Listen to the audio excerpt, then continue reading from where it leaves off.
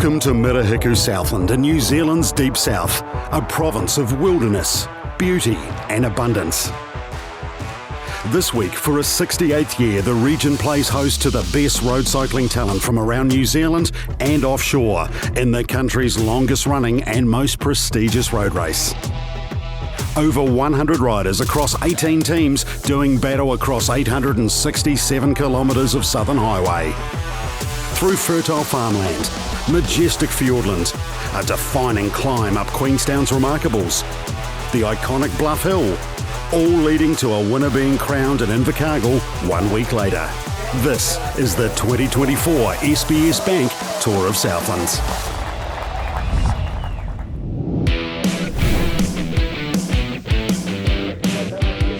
The script writers got it exactly right on Sunday's opening day of the 2024 edition. Perfect conditions greeted this year's peloton in central Invercargill, meaning one of the biggest crowds in recent memory enjoyed all the action around Queen's Park. Creation Sign's Might Q New Zealand cycling project, with 2022 winner Josh Burnett in the lineup, put the peloton on notice early with a strong ride in the prologue team's time trial, finishing 6 seconds clear of PowerNet with Transport Engineering Southland Deep South third. Well, we're really lucky. The Japanese National Cycling Federation has sent their team out. Kabuki just won the world title on the scratch race at the Copenhagen, so it's pretty cool to see him. I can't wait to see those guys lining up for some sprints, but also we've got plenty of Australians that have come. A couple of French boys have come all the way out from France to race it as well. We're stoked. Most of the strong teams have really done their homework and got a strong hill climber on their squads, because we had one change to the tour this year and we're going up the Remarkables a lot further than we have done. So it's really going to be about a 40-minute climb for a really fast bike rider. So some of those other guys will be quite a bit longer, close to an hour, but 40 minutes of going as hard as you can is at the end of a stage is it's going to be quite an effort and quite a feat. But most of those guys that love climbing hills, they'll be just relishing the chance. So yeah, looking forward to that for sure.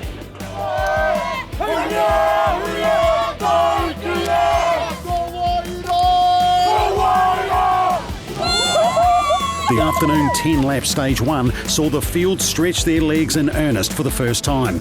Southland's Tom Sexton claiming the first sprint points of this year's tour before the decisive move of the afternoon came midway through the stage.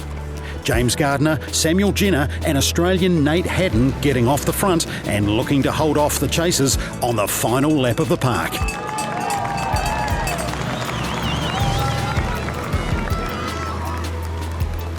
Under 4 kilometres left to go on this final lap around Queen's Park in these outstanding conditions here on day 1 of the SBS Bank Tour of Southland. The crowds are building to see if these three can hold off the challenge of the chasing peloton. And you can see there's a couple of teams right up towards the front. The TES Deep South team trying to make some inroads into these 3 men out in front. But it's Gardner there in the Hornets colour. The man who won the stage last year has put himself in a prime position to potentially try and get himself another win here in 2024. But he's joined by 2 Australians, both Jenner and Haddon. Haddon, of course, the man who's only just come on board for this tour some 10 days ago after getting the call up from his team. The second of the Aussies here to join this trio is Samuel Jenner. Of course, he's a stage winner into Lumsden last year. He's riding for the Central Benchmakers Will Bike team, sitting on the back end, number 23, as they make their way down through Queen's Drive here in Invercargill. And you can see they're continuing to power into it, riding as a tight unit, these trio.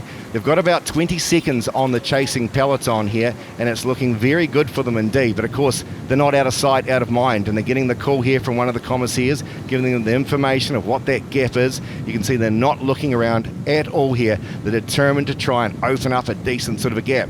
As the man from Otago, Gardner, goes on to the front, the former junior world's representative, he's the current New Zealand Criterium champion, who's powering his way down here into Queen's Drive. Now they make their way onto the second half half of the circuit, and still the gap is very close indeed. It might have shut it down to around 15 seconds odd here as these three try to hold off the chasing peloton who want to get the stage. Everyone wants to take a stage in the Tour of Southland, but on day one here we might have three riders who have stolen the march on the main peloton as they make their way down through Calvin Street. Haddon from Australia can't believe his luck here. He's just arrived in Invercargill for his first ever Tour of Southland, and he's in a winning move as they make their way down into the closing few hundred metres of this event.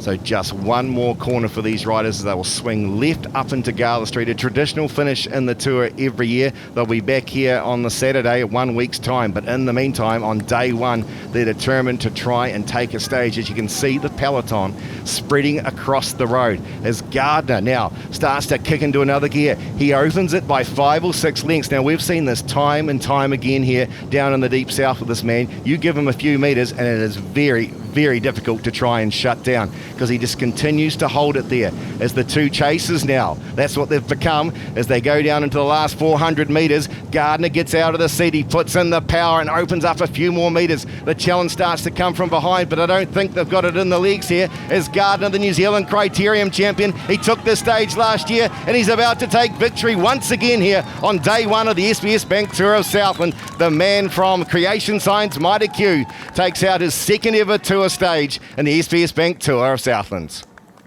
Now this could be interesting for the general classification. Throw in the time bonuses and the gap here after that first stage this morning and we could see a change around for the leader going into day two. First-time Tour rider Nate Haddon of Australia takes on the orange jersey by a mere 1 second from Samuel Jenner and James Gardner at 6 seconds after the three of them made the significant break of the day. We had high hopes for the TTT this morning, but yeah, just missed out. So we came in with lots of confidence that we can do well in the crit, and yeah, we've executed well. There's lots of racing to come and some hard stages definitely, but the tour's only young, so we'll see what we can do. The man in the orange jersey, Nate Haddon.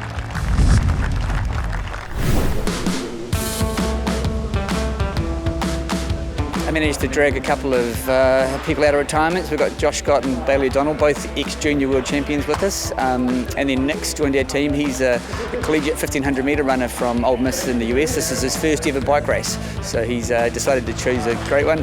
And then Andy Campbell, who's a teammate from last year from Auckland, he's rejoined the group as well. So really good team.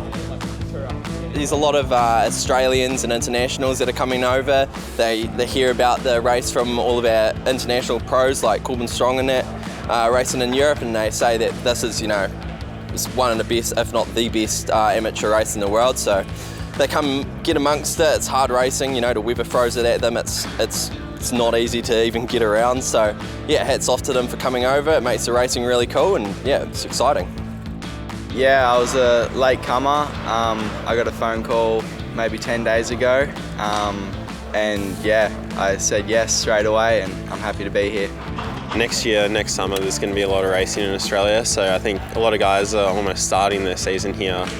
Yeah, it's awesome just to be able to come out and race the bike, and yeah, all the Kiwis and all the race organisers have been very inviting and pleased to have us, so we're happy to come here.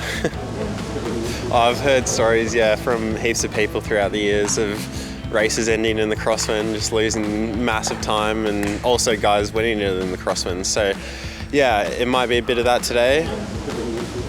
A bit of local knowledge is always good, and it suits my team. We've got 4 locals in the team, so we know the roads, we know where the wind's going to come from. Looks like up at Nightcaps there's going to be a bit of crosswind gutter action. There's a couple of long straights where just gets put in the gutter and it gets annihilated for a good 10-15 k's. So yeah, if you're looking to go for the GC, you need to be at the front, and some of the big boys will be pushing the pace. If you're a small climber, I'll be pretty scared today. So 108 riders making their way through the centre of Invercargill. 18 teams in this year's tour, Doug. It's going to be a fantastic one, the 68th edition. It's incredibly exciting this year. They always are, Julian, the SBS Bank Tour of Southland, but this terrain today, coming out of Invercargill with the wind, they're going to experience big block northerly, lots of crosswinds there. The Australian contingent won't know what hit them. I'm sure they've sort of waited all night for this, but bring on the racing. It's going to be amazing. Yes, there's a lot of excited riders, as we heard at the top of the show there. Looking out at those conditions, it certainly is going to play havoc with a lot of these riders who wouldn't have experienced these sort of winds before, which could make a big difference the way in which this stage plays out here. The first official road stage, of course, of the day, 166 kilometres, making its way through to a traditional finish into Lumsden, as it has for a number of years here. But of course, right up in front of them here, right from the get-go, will be a number of the sprints for the Harcourt Sprint Ace. Always a hotly contested jersey, isn't it? And it really is important that the sprinters do get the points early. There are a lot up on offer. They can get a big amount of springboard bonus points early on in the stage. It sort of sets them up for later in the week for this jersey. But this headwind they're experiencing is going to become a crosswind, and there'll be a lot of positioning from the tour riding GC teams. You can see further back there's a lot of posturing going on, but there'll be a bit of anxiousness amongst these guys. They'll be really waiting for things to open up once they start heading left and out towards the Tautau. A lot of new colours in the teams here this year as well. A lot of new sponsors on board, which is fantastic to see in this challenging financial climate here. But as we see the first two riders have a bit of a go at the first of the sprints, it looked like Tom Sexton there, the man in the green jersey. Of course, he's won that sprint ace before. As he said, he'll sniff it out. If there is an opportunity there, he'll pick up some points. Yeah, and the experienced riders, let's face it, this race has got a lot of experienced riders, and a lot of these riders, especially Australians, there's guys from all over the world coming here and have raced all over the world this year, so they're used to these conditions, they're experienced in it, and they'll be really wanting to conserve their energy for later on, I would think. And speaking of experience, there goes the TES Deep South rider. That is Nick Kirkazoo, three-time winner of the green jersey. And he's got Bailey O'Donnell, of course, a former Junior Worlds medalist, coming into the tour this year with a lot of experience as well. No doubt they'll go head-to-head when it comes to those sprints. They love them every year.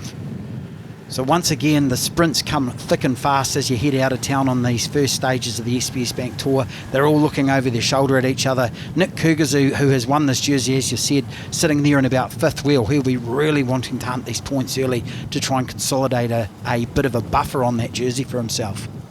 Yes, riders getting themselves into the echelon here to try and protect themselves from these strong cross winds. It's like Glenn Haddon up towards the front there in the silver jersey. Of course, that's for the over 35-year-old riders in the tour, and I think there's around 8 to 10 riders contesting that particular jersey this year, but it's all on for the sprints once again, as Sexton looks like he's going to try and wind things on up here. Again, Kirkazoo coming up beside them. Of course, they're both part of the New Zealand track squad, the endurance squad there, and it is Kirkazoo who will pick up those points for themselves. Oxford Edge also getting in the mix. Hotly contested. You can see the body shape each year these guys changes, Julian.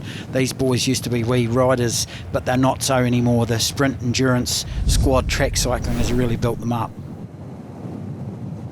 Here we go, Doug. Those winds now starting to make a bit of damage happen across the bunch, and we can see groups starting to form off the front, making life very difficult. Remember, we have 108 riders, 18 teams, trying to get themselves to scramble across to the front here, and already this wind is making an impact as a vast majority of the field starting to drift off the back. Classic Tour of Southland scenario here, crosswind, riders are all the way across the road.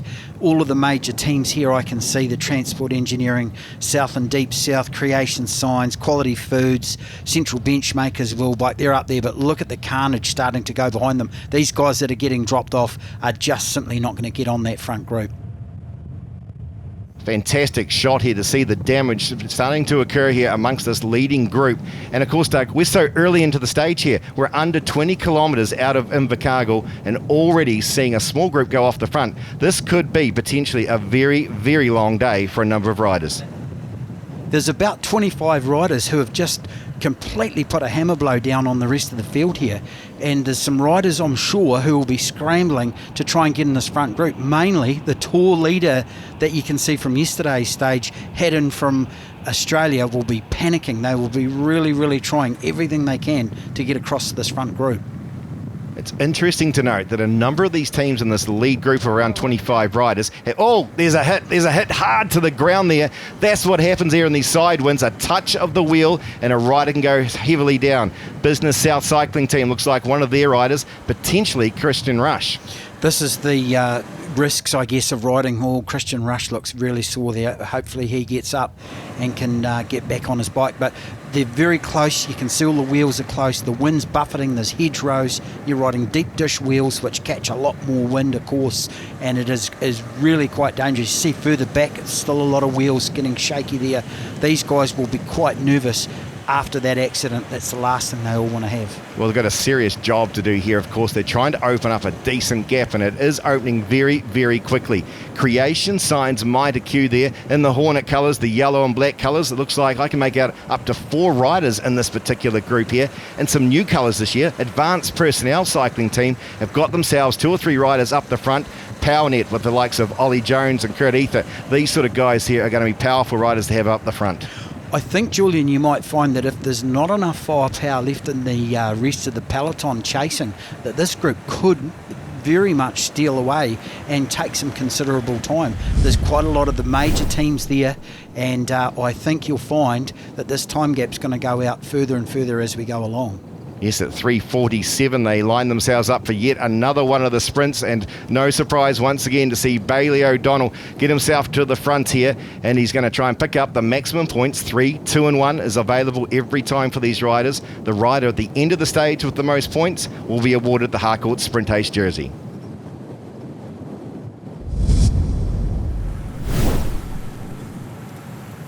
So through the township of Ojai, we're now headed towards Nightcap. 66 odd Ks gone of the journey, and 144, so there's still a fair way to go here for this lead group, and of course it'll be interesting to see whether this big group of these numbers are going to keep driving. I think the fact that Creation Signs Mitre Q New Zealand Cycling Project have got such numbers here that this particular breakaway is going to stick. Now noted there, Samuel Jenner, number 23 from the Central Benchmakers Will Bike team, is in there, as is the man there in the pink colours, took the stage out yesterday, Gardner. Now these guys, of course, were sitting in 2nd and 3rd respectively on the general classification, so now they'll be the virtual top 2 on the road here as they've opened up a significant gap on that chasing peloton. So they'll be licking their lips, some of these teams here, because they've got significant numbers in amongst it here to try and stir things up. So a very cohesive lead group here, ticking along at 55k an hour. The speeds in this year's race so far have just been incredible. We've seen an explosion of the field, and the front group here are looking sharp. What's happening behind, we're not just too sure. As always, the safety of the riders is paramount, so the officials have made the decision today that they won't head over the gravel there of the Glenmuir Valley, and have instead neutralised the ride, and then now brought the riders in from Balfour as they get underway here. This lead group continue to have a significant gap of some 7 minutes here on the chasing peloton. And as you said, Doug, I don't know if there's enough firepower back in that main chasing bunch.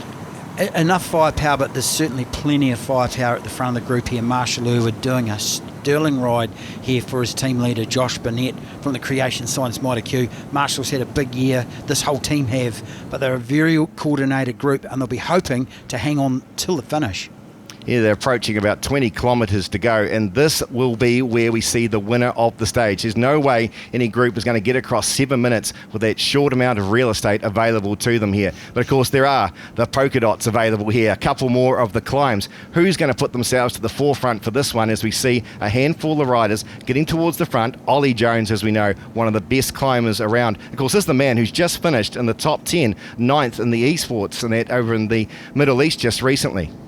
Yeah, there's some serious calibre of riders here. You can see an attack coming in straight away off the front. That looks like Josh Burnett leading across at the climb. He's showing some real form early on. He won't be wanting to show too much, but this front group may split if these conditions and this sort of terrain keeps going.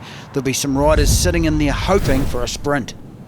Bailey O'Donnell, once again, he's not going to hang around for the sprint here. He's gone off the front. One of the Canterbury riders here who's decided to head off once again and give it a decent sort of a nudge. He'll be in the mix, I would suggest, for the most combative. The way in which he's been riding today, he has picked up significant amount of points along the way to secure that green jersey. He's now trying to sniff himself out a stage victory into Lumsden. Bailey O'Donnell, the Home Solutions rider. This is the second year that this team has contested in the Tour. Bailey is obviously looking quite sharp. He has had a very quiet year by his own admission, but he's stealing away here from the rest of this front group. Call it the chasing group if you like, but there's some carnage going on in behind here. The wind is starting to take its toll, and I think that 7.5 minute gap that these riders have put in is starting to pinch. There's some gaps opening up. So it's Mr. Consistency himself, Ollie Jones, who's going to lead the field up the hill here as they try and chase down, and they've caught him. Bailey is going out the back door there. He'll try and get onto the back wheel, but the steam engine on the front here. Ollie Jones, as we said, he is consistent when it comes to the Tour, Doug. He's had the King of the Mountains, he's been on the podium, he's won stages, you name it, he's done it, and he'd have to be a hot favourite this year. Versatile bike rider, this guy, like you say, he has really just gapped the rest of this front group. Josh Burnett, of course, looking quite comfortable. He's in good form this year. He'll be really pleased with the way things are going at this stage, but this group here looked like they may have split that sort of chasing bunch there apart, and here we are now with the chasing group chasing that lot of four, and this is going to really hurt. This looks like the second half of that leading group. They have splintered over that climb, and it looks like the likes of Ben Oliver, one of the Creation Signs men, the silver medalist from the Commonwealth Games, in the mix there. They're trying to do the chase down. Kurt Ether from Australia comes with some fine form, a great reputation. He's managed to get split off the back there as well, and Samuel Witchery as well in there with them.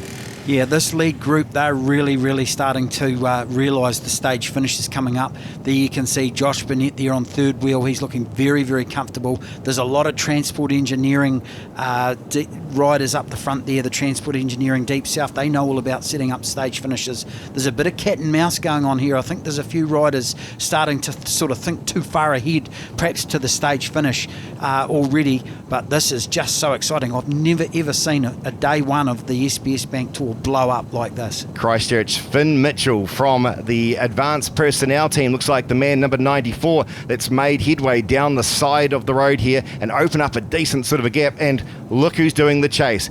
Fellow Cantabrian there, Bailey O'Donnell, trying desperately to get himself across to the front here. They know they're down to the last couple of kilometres, but it is such a long stretch up that finishing straight.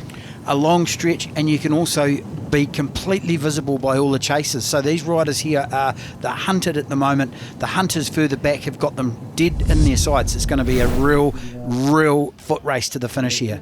Great crowd here gathering in Lumsden as they come into the last K and a half here for these leading two riders. They've got a reasonable sort of a gap as we see the chasers come down their straight, but you can see now that the two riders are starting to struggle here. They're looking over the shoulders, always a good sign to show that we might be in a little bit of trouble here. They've put that one big burst into it, but Bailey won't be giving it up. It's quite a long way, and you've got a big right-hander into the main street of Lumsden, and of course the main street then is also its further length. These guys here will be relishing this tailwind bit coming down here, and they're really looking round. Probably not such a good thing to do, but Bailey O'Donnell's just had such a strong first road stage, if you like, from the Home Solutions teams. Chris Ellington, of course, he's in there as well, who actually owns the company. They'll be stoked if these guys can stay away, but they've still got a wee way to go yet. As will the advanced personnel team, the first time in the Tour, and they're in contention here to take a stage victory. But look out, here come the Flyers. They are fair going for it. Trezai's there of Australia. The Astana man is making his way into victory, or is he? Because here comes Kean Watts. Kean Watts, he takes out the stage, the former New Zealand representative. He comes home, the man from Taupo, to take a fantastic victory there for PowerNet, and they continue to show why they are one of the strongest teams in this year's Tour. Some 20-odd riders have turned the Tour of Southland on its head on day two, and it is Samuel Jenner, the winner of last year's stage into Lumsden, who puts on the orange jersey from 7 seconds from Kean Watts and Josh Burnett. After a huge effort all day long, Bailey O'Donnell is awarded the Harcourt Sprint Ace on 28 points from Ben Oliver and Sam Ritchie. While Josh Burnett was consistent when it came to the bumps along the road to now move himself into the Jesco Hydraulics King of the Mountains jersey. Declan Trezai's was the man that led them through into the finishing straight, leading now with the under-23 pink jersey from Guy Yarrell and Adam Chapman. While Luke McPherson from Southland secures for himself the silver jersey supported by Geraldine Cheese Company. The silver medalist from the Commonwealth Games, Ben Oliver, was awarded the Macleay Jewelers Most Combative for the day. Kean Watts, along with his PowerNet teammates, secure the Wednesday Cycles team classification at the end of day 2. It was an awesome group, really. Like, there's a lot of motors out there. So Shano and same with James Williamson, they put in a lot of work. So central benchmakers in the wheelbike, it's good to kind of give something back to them, give them something to put in their pool room. In the orange jersey, would you put your hands together for Samuel Jenner, Central Benchmakers Wheelbike. Follow the action from this historic race with live race updates, full results and pictures at tourofsouthland.com.